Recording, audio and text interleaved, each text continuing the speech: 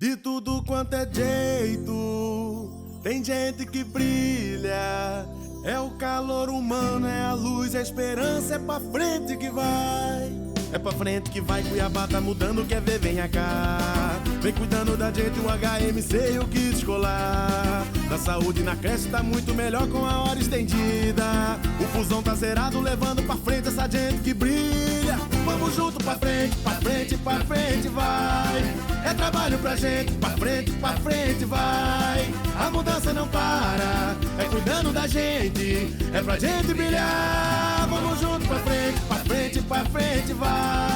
É trabalho pra gente, pra frente vai. A mudança não para, é cuidando da gente, é pra gente brilhar.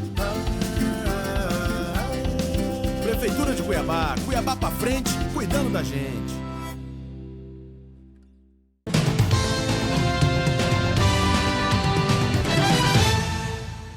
Olá, hoje nós recebemos no estúdio do RDTV a médica Natasha Slesarenko, que é também pré-candidata, mulher da política, de família que tem um envolvimento muito forte na política, com muitos ideais, e é hoje a nossa convidada especial. Obrigada por ter aceito o nosso convite para esse bate-papo. Eu que agradeço, Lídice, é um prazer estar aqui. Aliás, já estive aqui outras vezes. Sim. E me sinto absolutamente à vontade. Muito obrigada. Que bom. Bom, eu gostaria de iniciar, para a gente deixar a política um pouco para o final aí, né, e aquecer a nossa entrevista, falando um pouco sobre a sua visão médica do momento que a gente está vivendo no pós-Covid. Né? A gente está vendo já uma reabertura, né, a liberação das máscaras, né, com algumas restrições, mas assim... Pode haver um outro momento de fechamento, uma nova onda, como já se fala aí na China? Qual é a sua percepção como estudiosa, como pesquisadora? Então, eu acho que a gente está vivendo realmente um momento de muita tranquilidade, né? A gente vê aí, aqui no Mato Grosso, tem aproximadamente 20% dos leitos ocupados com Covid. A gente vê aí os casos no Brasil controlados, a vacinação avançando. Então, vejo como um momento, uma situação epidemiológica bastante confortável. Mas isso não nos deixa absolutamente tranquilos por ser um vírus aí. A China já está aí tendo casos, voltou a ter casos, né, com lockdown em algumas cidades. Por ser um vírus respiratório, eles têm essa característica realmente de se disseminar com muita facilidade. Então, nós precisamos ainda manter certos cuidados. E esses cuidados aí já foram bastante discutidos, mas eu ainda manteria o uso de máscaras para os pacientes acima de 70 anos, pacientes com comorbidades, hipertensão arterial, diabetes, doenças renais, os obesos, que estejam descompensados. Então, diabetes que não está compensado, pressão alta que não está compensado, pacientes com sintomas respiratórios. Isso é muito importante, Lídice. Por quê? Porque os pacientes sintomáticos, a gente tinha a cultura aqui no Brasil, só estou resfriada, não tem problema. Não. Agora a coisa pode ser diferente, então a gente realmente precisa ter esse tipo de cuidado. E a gente tem aí aquela subvariante, né? A BA1, BA2, enfim. Mas a gente sente que realmente estamos vivendo um momento epidemiológico muito confortável, mas isso não nos isenta de manter os cuidados. Então, como eu estava te falando, manter as máscaras para o paciente acima de 70 anos, para o paciente com comorbidades que estejam sem controle, para os pacientes imunodeprimidos, isso é muito importante. Hoje a gente tem muita gente que é transplantada, muita gente que toma corticoide por uma doença autoimune, por asma, enfim. Então, esses pacientes, os pacientes sintomáticos, os profissionais da saúde dentro do seu ambiente de trabalho. Então, é importante que a gente mantenha o uso de máscaras nesses locais e com essas pessoas para que a gente realmente possa ter um ambiente mais tranquilo. E, além disso, procurar se vacinar, né? Isso eu acho que a vacina já se mostrou para que veio. A gente tem aí um grande contingente de pessoas vacinadas, nunca se vacinou tanta gente no mundo ao mesmo tempo. São mais de 10 bilhões de doses já aplicadas e isso realmente se mostrou bastante eficaz e uma medida de segurança, né? Dentro dessa história que nós vivemos, né, de viver e aí no seu caso, até como médica, né, testemunhar uma pandemia, o que você considera como positivo em termos de políticas públicas que você acredita que podem ficar, que vão ficar como um legado positivo? Olha, tem, claro que tem, sempre tem, né? Sempre tem. Eu acho que o SUS se mostrou muito durante essa pandemia. Eu fico imaginando o que seria do Brasil se a gente não tivesse esse sistema único de saúde como o SUS, né, com as suas grandes características da integralidade, da universalidade, da capilaridade,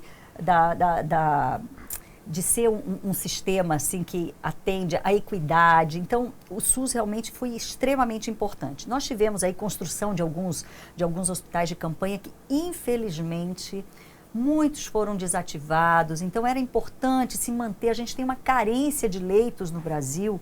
Então, hoje a gente vê aí um sistema de regulação, por exemplo. Não sei se você sabe, mas todo paciente que chega pelo SUS, ele chega aí pelas portas de entrada, seja numa UBS, uma unidade básica de saúde, ou ele chega numa UPA, que é a unidade de pronto atendimento, e se houver necessidade, esse paciente precisa ir para um outro nível, para um nível secundário, para um nível terciário e tal.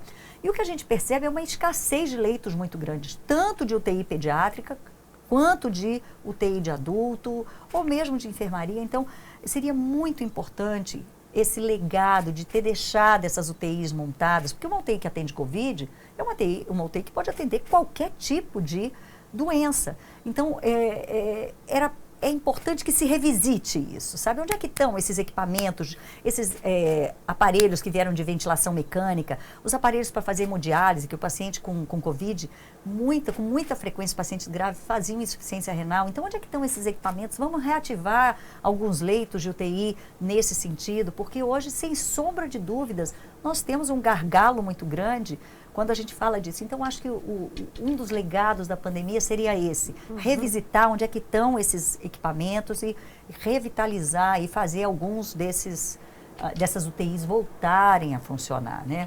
Além disso, botar em pleno vapor toda a unidade básica de saúde, porque a gente viu aí que muitas unidades acabaram fechando, porque tinham que redirecionar para atendimento de Covid, porque ficaram com menos funcionários, muitos funcionários faltavam, estavam doentes, enfim. É preciso olhar o SUS com todo o amor e carinho que ele precisa. E eu já falei aqui, o SUS é o maior e, não digo melhor porque ele tem muito problema, mas o maior sistema de saúde do mundo. Então, qualquer um que chegar onde estiver, ele consegue ser atendido. Mas ele tem seus problemas. E precisa se olhar numa pós-pandemia para esses problemas. Hoje a gente está enfrentando aí as síndromes pós-Covid, ou long Covid, ou Covid longo. Como é que a gente vai lidar com essa situação?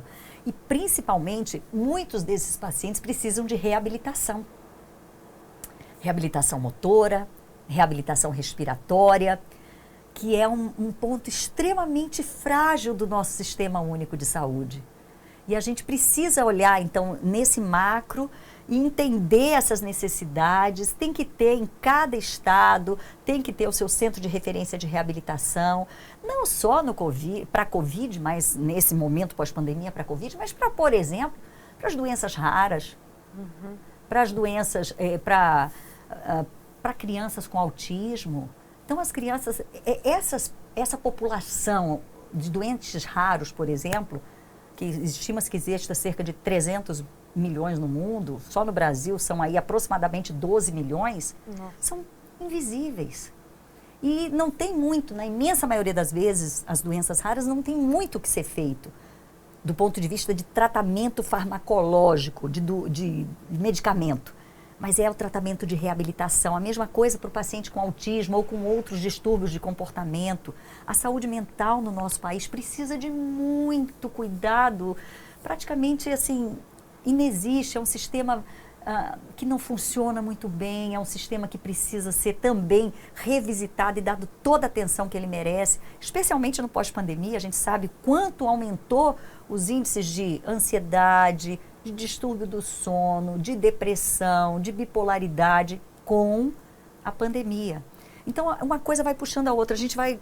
Aqui a gente vai passar horas conversando sobre isso. Aumentou também o uso de drogas, o uso de álcool, e a droga é o gatilho para o desenvolvimento de uma doença psiquiátrica.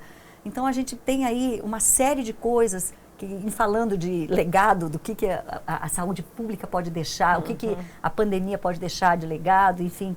Acho que a gente tem aí um universo de opções e de coisas a serem feitas e que a gente precisa, obviamente, sentar com todas as partes interessadas, botar na mesa e fazer acontecer.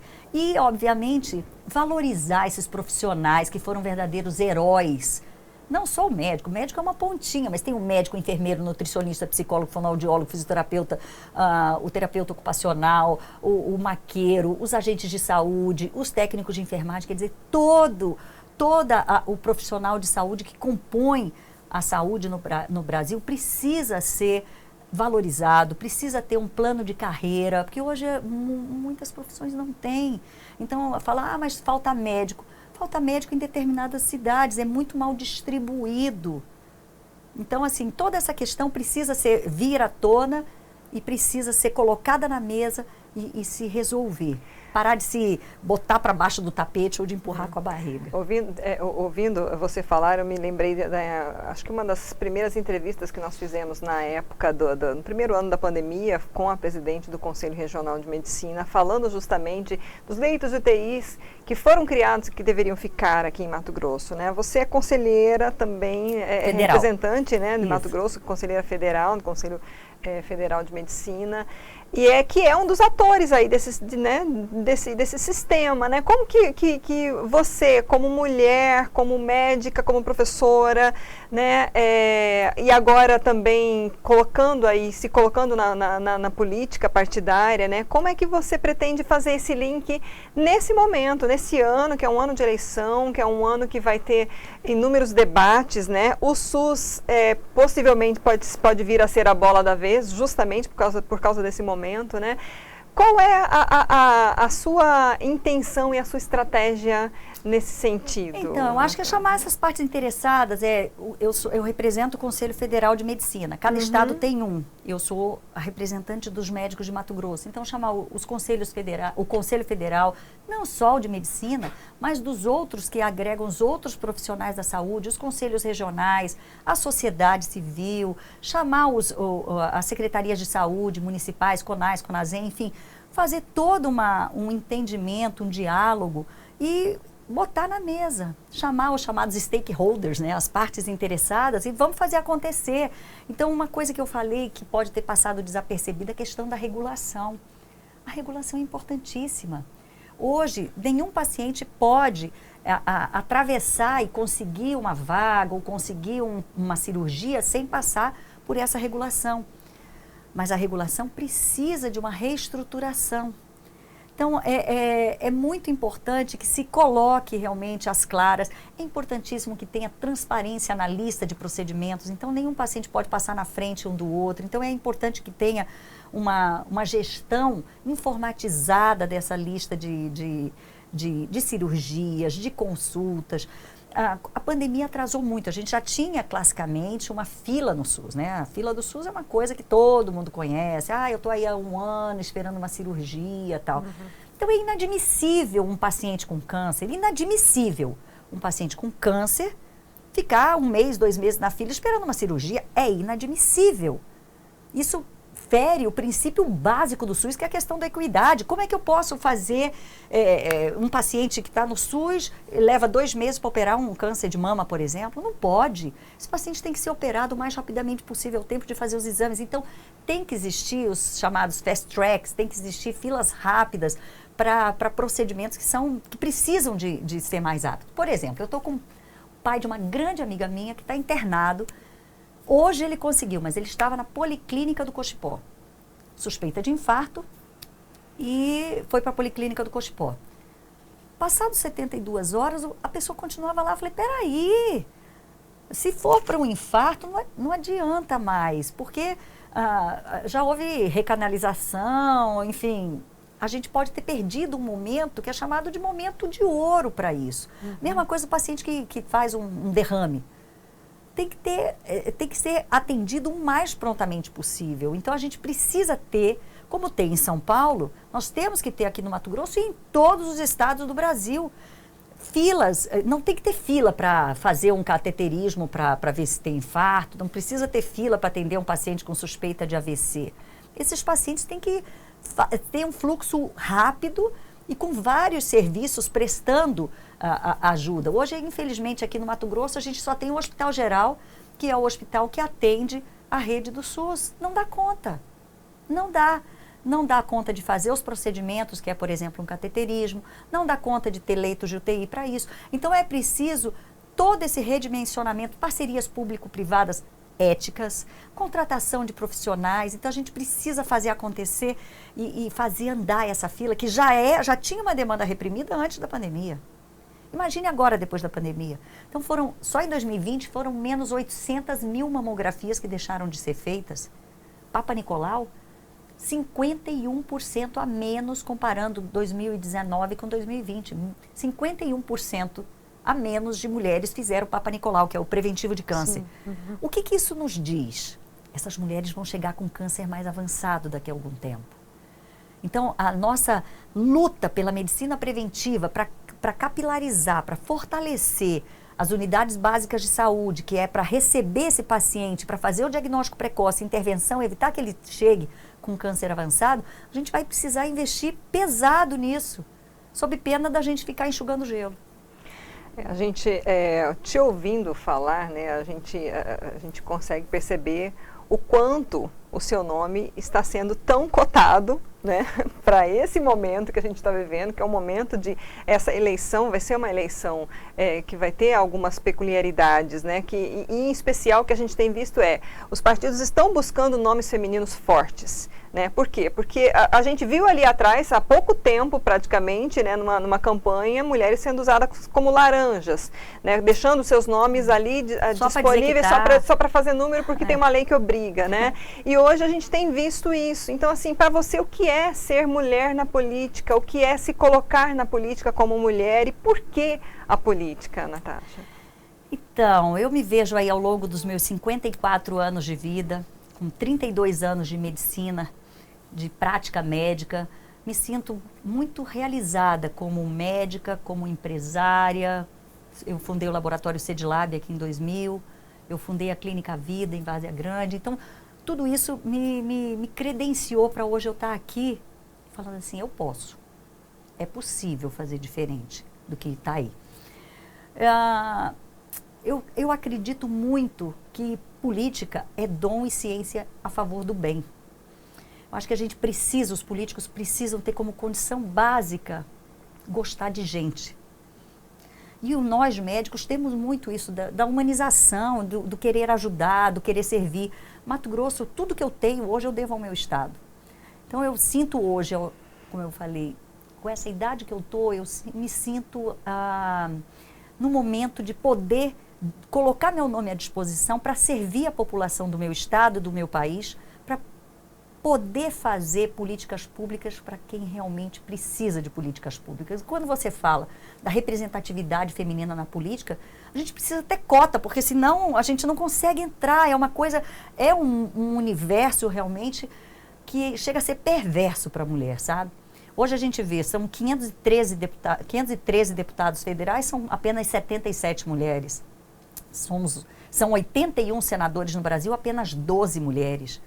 As mulheres representam aí pouco mais de 15% das prefeitas no Brasil. Apenas uma governadora mulher, que é do Rio Grande do Norte. E nós somos mais da metade da população. Então tem alguma coisa que está errada. Se nós somos mais da metade da população, nada mais justo do que a gente tivesse metade da representação política. Mas não, nós somos muito pouco representadas. E quem fala que, isso é mimimi de mulher, mimimi é dor que não dói na gente. Então, é importante que a mulher perceba a sua importância. Hoje, muitos, acho que, eu não saberia te dizer em percentagem, mas a grande maioria, eu não sei, mas muitas moradias, muitos lares brasileiros são bancados por mulher. É a mulher que está ali, que está cuidando, que está fazendo, que vai para... Muitas mulheres perderam o emprego nessa pandemia, porque entre perder o emprego o homem ou a mulher, obviamente, sempre acaba ficando com a mulher. As crianças pararam as escolas, foram para dentro de casa, quem fica sem emprego? É o homem ou a mulher? Acaba sendo a mulher. Então, não só na política, é muito importante que as mulheres ocupem os espaços de poder na política, de poder nas empresas. Na minha empresa, por exemplo, são 89% são de mulheres. Então, a área da saúde é uma área que tem muita mulher. mas as mulheres precisam também ocupar os cargos gerenciais. Não resta dúvida de que é importante haver essa equidade nas empresas, na política, nos negócios, em tudo. Por quê? Afinal de contas, eu tenho certeza que a maioria das mulheres não quer ser melhor do que homem, não. A gente quer ser igual. Por quê? Porque o mundo mais justo, o mundo melhor, é um mundo mais igual, com homens e mulheres participando ativamente dos processos de decisão, não é isso? Séries, é impossível a gente não falar das séries, né? Sua mãe, que marcou uma história, que não só em Mato Grosso, mas no país, porque era a mulher que estava... Eu a entrevistei muitas vezes, no tempo de que eu estava nas outras TVs, enfim, né? E assim, sempre foi uma referência, né? Claro, a gente sabe, você está seguindo o seu caminho, mas como que foi a decisão da pré-candidatura, a escolha do partido, né? Você está hoje no PSB, por que não o PT, que foi muito tempo o partido da sua mãe, por que não Republicanos ou o PSD? Como é que foi esse momento, Natasha? Então, minha mãe sempre foi uma grande inspiração para mim, né? Eu acho que ela realmente deixou um legado aí para a política brasileira, que ela já está há mais de 12 anos afastada da política e ainda continua sendo uma senadora muito citada. Acho que o maior legado que ela deixou para nós foi a lei da colaboração premiada, que é chamada de lei da delação premiada, foi ter sido coautora da Lei Maria da Penha. Então, tudo isso, assim, eu cresci nesse ambiente, vendo ela. Eu me lembro como deputada, ela presidiu a CPI do narcotráfico aqui. Enfim, teve vários momentos em que eu falava, nossa, mas como é importante essa atuação feminina. Quando ela entrou na Assembleia aqui, não tinha banheiro dentro do plenário para mulher. Então, para ver realmente que não era um lugar, ainda não é, né? Eu acho que a gente pode dizer que ainda não é um lugar para mulheres. Mas a decisão, assim, ela nunca interferiu, nunca pensou que algum filho dela pudesse ter aí pensar em trilhar um caminho político. Ela nunca interferiu, nunca falou, eu preciso, nunca. Lá em casa sempre foi tudo muito democrático, o ambiente sempre foi muito democrático. Tanto é que cada irmão, eu sou a primeira de 4, cada um tem uma profissão. Meu pai é militar, advogado e economista. Minha mãe, professora e advogada. Eu sou médica, meu irmão advogado, minha irmã psicóloga e outro irmão engenheiro civil. Então tem área de exatas, humanas e biológicas. E nunca foi falado que a gente devia segui-la, nada disso. E quando eu comecei a pensar e ter essa reflexão, eu fui conversar com ela, ela falou, nossa, eu acho que você tem tudo a ver, eu acho que você é médica, eu acho que você tem aí condições para isso, você vai precisar estudar. Ela só falou isso para mim, você precisa estudar. E aí, em 2020, eu fiz um MBA na GV de Governabilidade, Gestão e Políticas Públicas. Meu trabalho foi um dos trabalhos escolhidos para ser publicado na GV, que foi sobre orçamento participativo e transparência orçamentária. Realmente era um assunto que eu não sabia nada, mas fui estudar e me apaixonei pelo assunto. E a gente fez uma cartilha, o trabalho foi exatamente isso, fazer uma cartilha para a população entender aqueles números que colocam lá no portal Transparência, para entender com que o seu município, o seu estado e o governo federal gastam o dinheiro. Aí depois eu participei de um processo do Renova Brasil. Eram 12 mil inscritos no Brasil, passaram 150 e eu fui uma das aprovadas. Estou terminando aí a parte prática do Renova, que também é uma escola de formação política para formar cidadãos comuns em políticos do bem. Então eu me afinei, me identifiquei muito com a escola, com o Renova, e estou aí tentando construir aí a minha pré-candidatura ao Senado. Quando você me pergunta sobre a decisão partidária, por que eu não fui para o PT, eu sou diferente da minha mãe, eu já cresci num outro momento, né? Estudei em escolas particulares, fiz minha universidade pública, sou empresária, mas tenho, como eu falei já ali fora para vocês, o médico tem muito essa questão da justiça social, da igualdade social, da equidade de gêneros. Eu acho que tudo isso se alinha muito com os princípios do PSB. Então, realmente, assim, E além de que me senti muito acolhida pelo presidente, por todos os partidários, pelo senhor Aparecido, pela Catiúcia, todo o Maxi Russo, todos me acolheram muito bem no PSB. Então eu estou me sentindo muito bem ali e a gente está aí construindo a várias mãos a nossa pré-candidatura. Em sendo eleita, já há algum projeto em mente para ser apresentado, para trabalhar junto ao Senado? Tenho vários. Principalmente quanto ao assunto educação e à saúde. Então, assim, o princípio número 1, nenhuma criança no Brasil de 0 a 6 anos, que é a primeira infância, que é o momento em que os neurônios estão crescendo, neurônio é a célula da cabeça, estão crescendo, fazendo conexões cerebrais, mas ao mesmo tempo também sofrem podas neuronais. E essas podas neuronais, que são rupturas, são para sempre. Então, de 0 a 6 anos, nenhuma criança no Brasil pode passar fome de comida, fome de afeto e fome de estímulo. Porque se essa criança receber comida, afeto e estímulo desde a gravidez até os 6 anos de idade, você pode ter absoluta certeza que vai ser um indivíduo, um adulto saudável do ponto de vista físico e emocional. Além disso, o nosso jovem está muito sem perspectiva. O nosso jovem, de cada 100 alunos que entram na escola, no ensino fundamental, apenas 64 saem do ensino médio. Desses, só 9 sabem matemática. Então, assim, sem contar todo o analfabetismo funcional que a gente tem aí. Então, a gente precisa encarar a saúde e a educação como algo essencial e como ferramentas mais transformadoras de mobilização social. É a ferramenta que transforma, é a saúde e a educação. E a gente precisa dar para esse jovem estímulo, perspectiva, porque hoje ele termina a escola, ele entra ou não entra numa faculdade, que não faz muita diferença. A gente precisa linkar educação com economia. O que é que o seu estado, o que é que o seu país precisa? Vamos lá, economia criativa, economia verde, economia digital, economia de cuidado, ver o perfil desse jovem, fazer cursos profissionalizantes para ele, aquele que é mais ligado às artes, então que ele vai fazer economia criativa, aquele que é mais ligado a digital, vai fazer uma economia digital para trabalhar aqui no agronegócio. A gente tem um universo de possibilidades, entendeu? Então, a criança, o adolescente, o idoso, a população está envelhecendo. Nós precisamos ter gente que vai cuidar desse idoso, aqueles jovens que tenham mais aptidão para a humanização, para o cuidado, que eles então vão fazer a economia de cuidado. Então, são essas e as pautas femininas, né? Nós precisamos levar aí as mulheres para dentro do parlamento, a gente precisa empoderar essas mulheres e a gente precisa fazer com que as mulheres sejam ouvidas e tenham seu espaço de fala, né?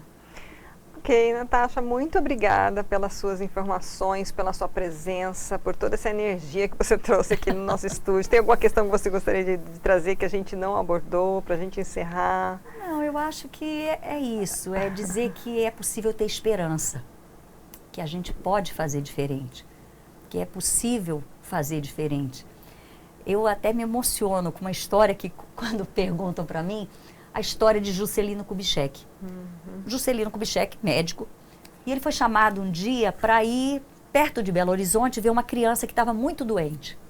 E aí ele foi, pegou o trem, foi lá, examinou a criança, prescreveu e foi embora. Pegou o trem de volta e tal. Passados 2 dias, chamaram ele lá de novo. Ele pegou o trem, foi lá, chegou lá, a criança estava muito grave, a criança não tinha comida em casa, a mãe não comprou o remédio, a criança acabou falecendo. E ele ficou horas ali, saiu já tarde da noite, perdeu o trem e voltou a pé para casa andando sobre os trilhos. E ele falou assim, ele foi pensando, ele falou, não adianta só eu ser médico. A gente precisa fazer algo a mais. E esse algo a mais é estar lá, no centro político das decisões, para ajudar realmente quem precisa. É inadmissível que se passe fome no nosso país. É inadmissível que se passe fome no nosso estado. Então, nenhuma criança, nenhum adulto, nenhum idoso, ninguém pode passar fome. A gente precisa ter aí todo esse alinhamento. A gente fala tanto nos 17 Objetivos do Desenvolvimento Sustentável. O primeiro deles é a erradicação da pobreza. Hoje saiu uma reportagem da Fundação Getúlio Vargas que a pobreza aumentou 3 vezes, eram 9,5 milhões em outubro de 2021 e agora já está em 27 milhões. Então aumentou 3 vezes a pobreza no nosso país. A gente está indo assim frontalmente contra os objetivos do desenvolvimento sustentável. Então, nenhuma pessoa pode passar fome no mundo. A fome realmente indica o que há de mais triste, de mais perverso nesse mundo é a fome. Além disso, estar aí alinhado com compromissos sociais, com compromissos ambientais, cuidar do clima, cuidar do meio ambiente e que a gente possa viver aí em paz e com prosperidade. Que assim seja, que a gente possa ver isso quanto antes. Muito obrigada. Obrigada a você. Nós ouvimos então Natasha Schlislarenko, médica, filiada ao PSB, pré-candidata. Essa entrevista vai ficar disponível no nosso canal do YouTube, no site RD News. Você pode curtir e compartilhar. Obrigada pela audiência, até a próxima.